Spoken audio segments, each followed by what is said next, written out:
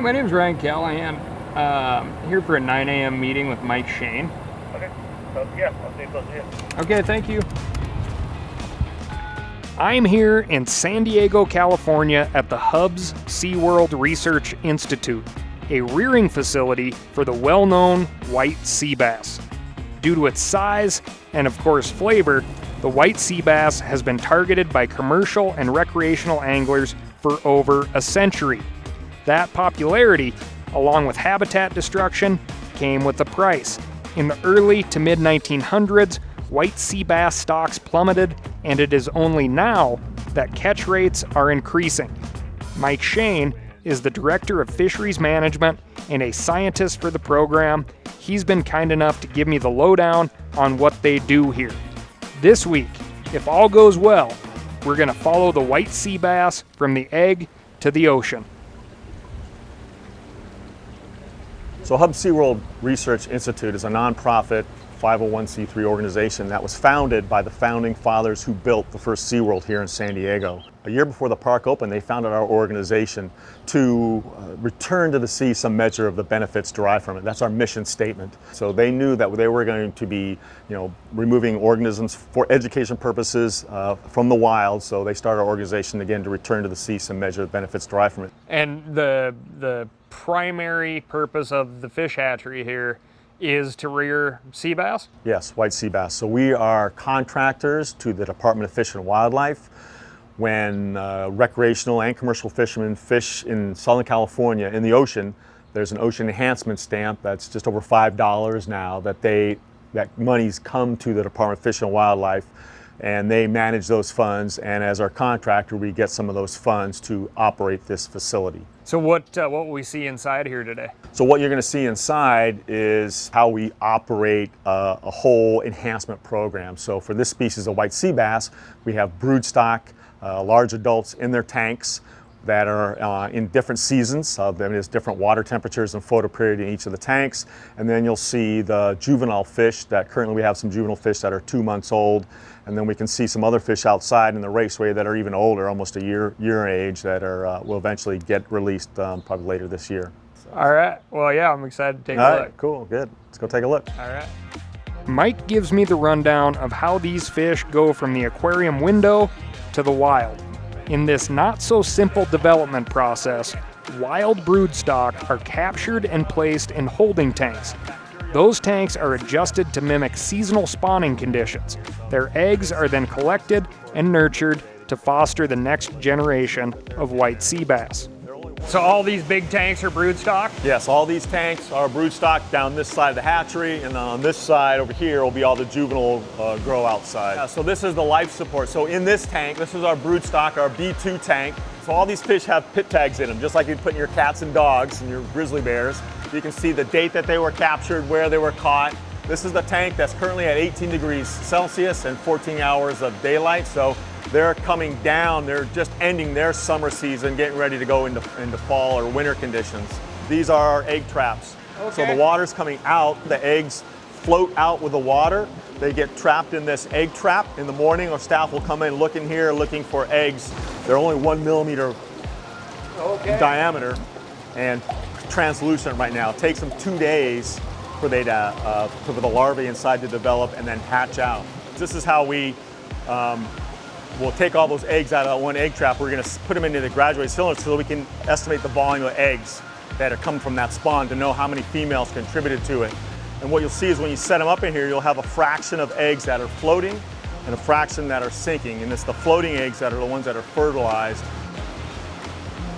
There's probably close to 15 to 20,000 sea bass in this tank. These guys are about 2 months old in here.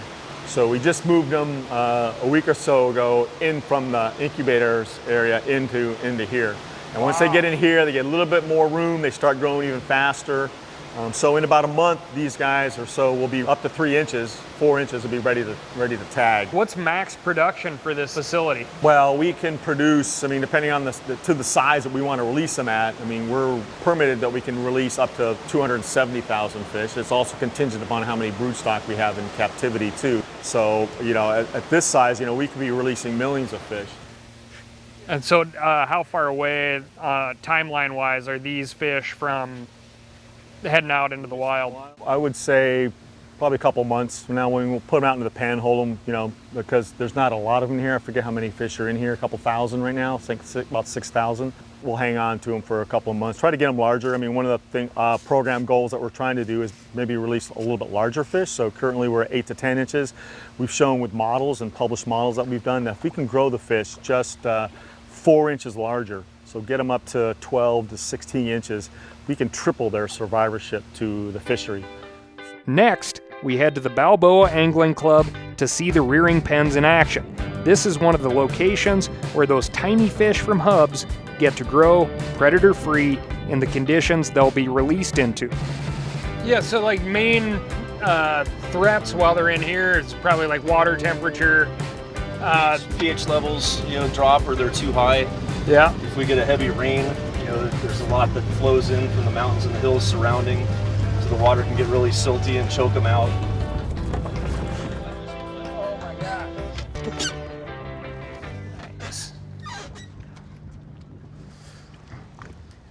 Hey, Casey. Hey, Good to see you. man. This is Casey. Casey is the How's it going? the president of the pleasure to meet board. you. President of the board at the Balboa Angling Club. I'm glad you're here. And this is a Thank big you. day, right? It's a big day. Many months coming to this day, guys. This is wonderful. Yeah, so we'll be letting these fish go at around 8 o'clock tonight, just to give them a little bit of security and kick them out the door. How long have you guys had these fish in here? What's the timeline? Yeah, these things have been here sometimes it's from about 6 to about 18 months sometimes, depending on how fast they grow and the conditions around them. More favorable conditions this year, so they've been here. Definitely. Definitely has Yeah, been. we've had no mortality to speak of, and the fish have been doing really well. Yeah, the water temperature is very consistent, so these fish have been eating and they're happy and they're ready to go. Yeah, the growth rates have been real good. Sweet. So do we just lift these lids? Yeah. Yep. Just give it a twist and put it right on its end. There you go. Making my job easy. Yeah, the fish are healthy, swimming fast and good patterns. Is that what you're looking for? Is like there's a certain behavior that indicates health? Yeah, they're schooling. One of the tests that the volunteers do here is to throw pellets in the water and the fish don't eat them. It means that they're full. If they're very, very aggressive, we need to increase the feedings. They just throw a few in and see what they think. They are feeding. They're feeding, but it's not aggressive feeding. So these are very, very healthy fish. They've been getting enough food. So normally we'd release around 5,000 fish. I can't speak for the other pens. I think they all get about the same amount of fish. So if you take the 7 pens up and down the coast and times it by 5,000, there you go. Well, yeah, I'm excited to watch these things swim. Like seeing their kids off to college, a handful of volunteers from the Balboa Club drop by to wish white sea bass safe entry into the wild. So we're gonna grab the gate, we're gonna push the fish out, and man, this is what giving back to our industry is all about. And hope they find some safe spots in the eelgrass. Amen to that. So sometimes it takes time to get them out of this pen, because again, Oh yeah, they got shelter, they got food. they're safe, right? This is where they're at. For all of this effort, these pen-raised fish are still going to have to defy the odds in the form of birds, seals, sea lions, and anglers in order to make it to adulthood. Which I truly hope they do, because I want to catch one and eat it. But in order to do that, I'm going to need to get super fishy with my friends Joel Oelnik and Ryan Moore, spearfishing experts that target white sea bass and have the lungs to show for it. As long as you've been hunting sea bass and talking to dudes hunting sea bass, are we in the good old days of hunting sea bass, or are we out of the good old days, or where are we at? When there was gill netting involved, it was pretty brutal on the sea bass, I think. And those guys like Jay and stuff, like a lot of those guys, like biggest fish was like 40 pounds they shot, 30, 40 pounds, you know. And as soon as they banned gill netting, I think like in the 80s, I don't know exactly all the history, but it seems like now, I mean, all the boys can attest, like you shoot a 50-pound fish, I'm like, oh, that's cool, good job. But like 60s and 70s, and so it's like, I think, yeah, we're in sort of the good old days. I think we got one more load coming down. Load up, pull out, and gonna dive all over probably a little bit of the front side and the back side of Cat. We're gonna go out and see what we get into. We're really doing it. Here we go.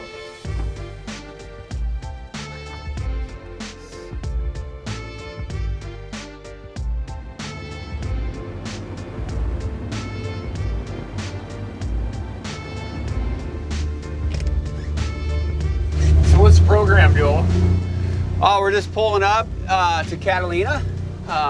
Beautiful little morning. We got a little lump this morning, so just dealing with that. We're gonna meet up with my good buddy Chad Mitchell and our other friend Ryder. And they just... Are we diving this spot, or? I don't think we're gonna dive this spot because they just dove it and they didn't see anything. So we're gonna keep working our way up the island and go dive a couple other spots. And hopefully we can get into some sea bass and yellows this morning.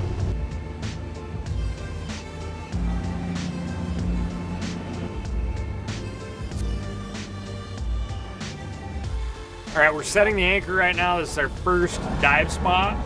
There's a little bit of a break from the edge of the island kicking out. There's big rollers and getting kind of bigger on the outside. This is a tucked in spot to the inside, a little more sheltered. There's kelp. We're hoping there's some fish working in and out of the kelp. Okay, so typically white sea bass are going to be in the kelp. Normally they're working inside the kelp. Sometimes they're in there sleeping, sometimes they're in there moving through, sometimes they're in there breeding. And later in the season, they'll be more on the outside feeding on bait. But for today's purposes, we'll check the kelp first and we'll give it a look, see if there's any sea bass hanging out in there. If it's looking pretty slow in there, we'll go ahead and we'll work out to the outside here where you see this current line. And there's just going to be a school of bait stacked up, kind of staggered on the up current edge of where the structure is. So we'll go up there and we'll set ourselves up in front of the bait. And we'll hang out and make dives, and hopefully we'll run into some yellowtail up there. Okay, sounds good.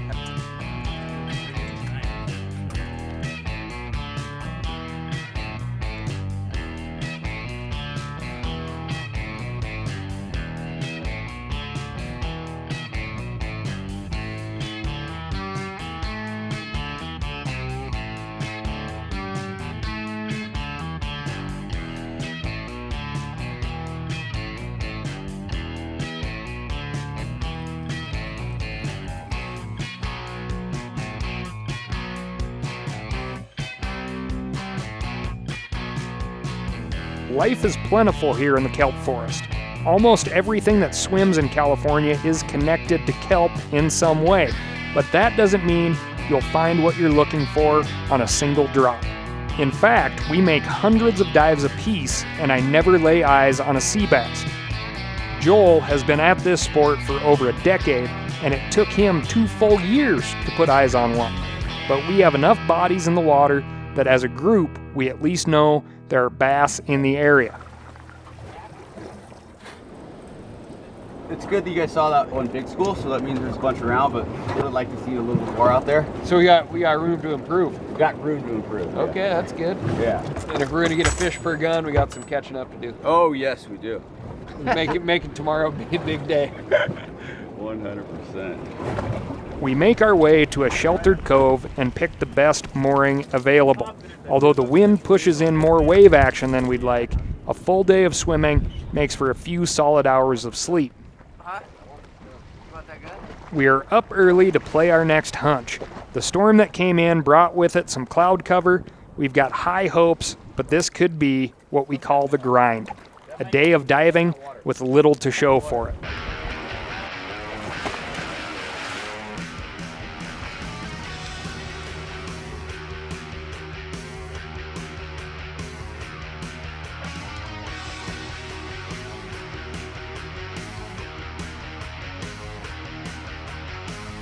Joel, Ryan, and I alternate between midwater column and the bottom, looking for signs of life. While I'm focused on the rocks, Ryan connects in the blue.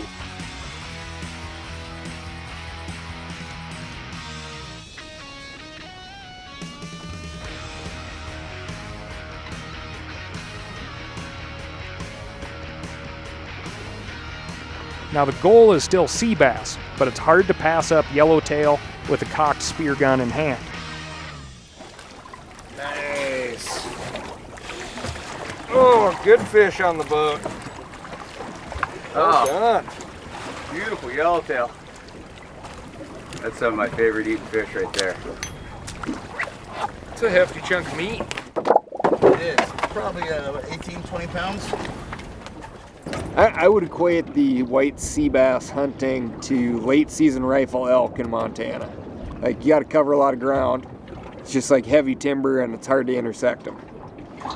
I'd like to find a little more action.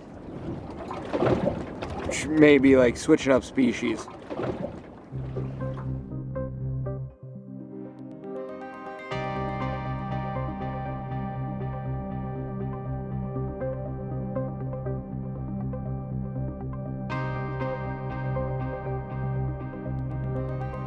Stalking fish underwater is eerily similar to hunting animals on land. The ability to be stealthy, to put yourself in the right position, to follow the right signs. All of it is familiar. So much so that I feel more like I'm hunting elk than fish. It's at the end of the season, and I've never been in these woods before.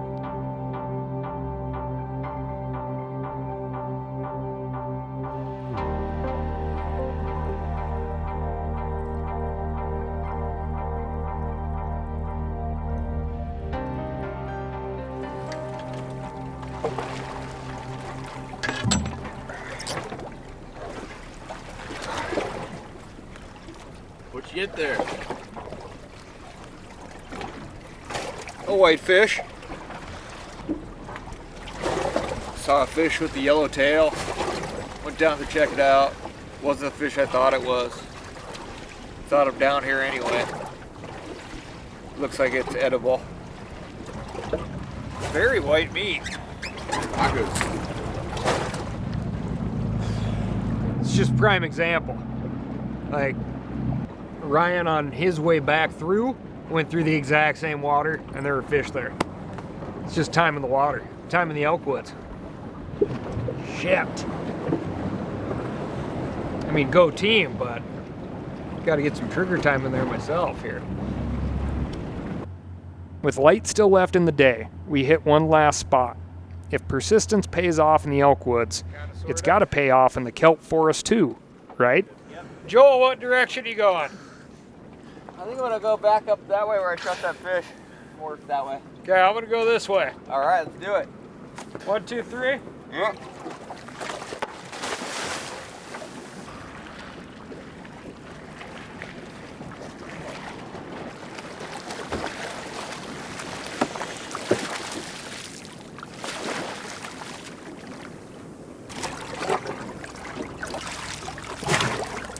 There you go. Thank you.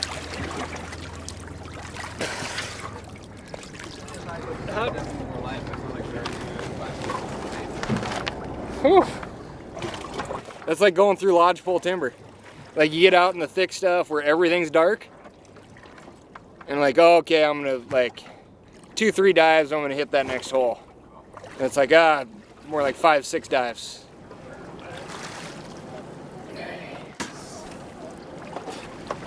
So it's a type of wrasse. Oh, that's the guy you're talking about. Yeah, I wanted to show you, and the ones out here, the meat quality is exceptional.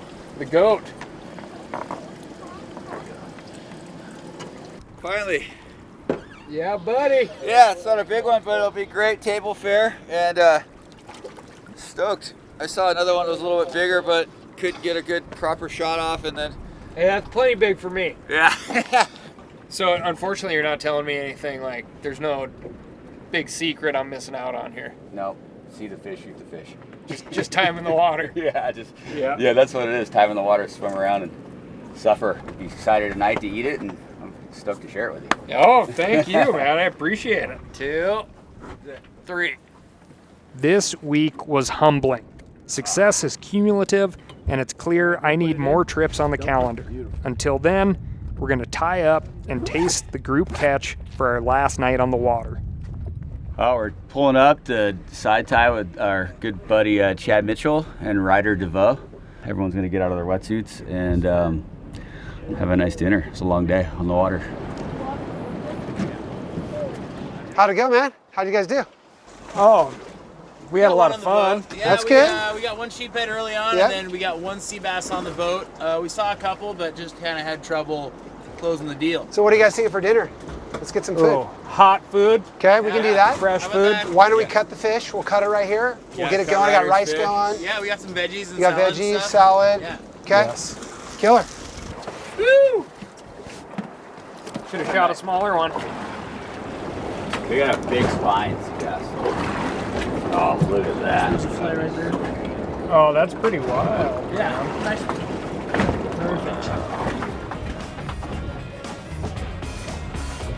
Sprinkle them on it.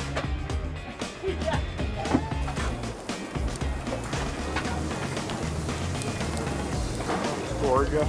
There's fish that you're like, yeah, it's good because it's so hard to catch. And then there's just good fish, and then it's just good fish. That is good fish. Yeah, Fantastic. real good.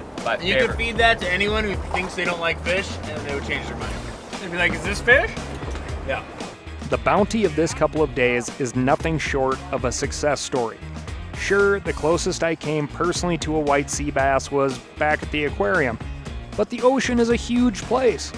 Using our combined eyeballs, we found fish, not with sonar, just determination. I can't wait to come back, and because of the resiliency of the white sea bass and the efforts of anglers and industry to protect them through regulation, I may just put my hands on one when I do.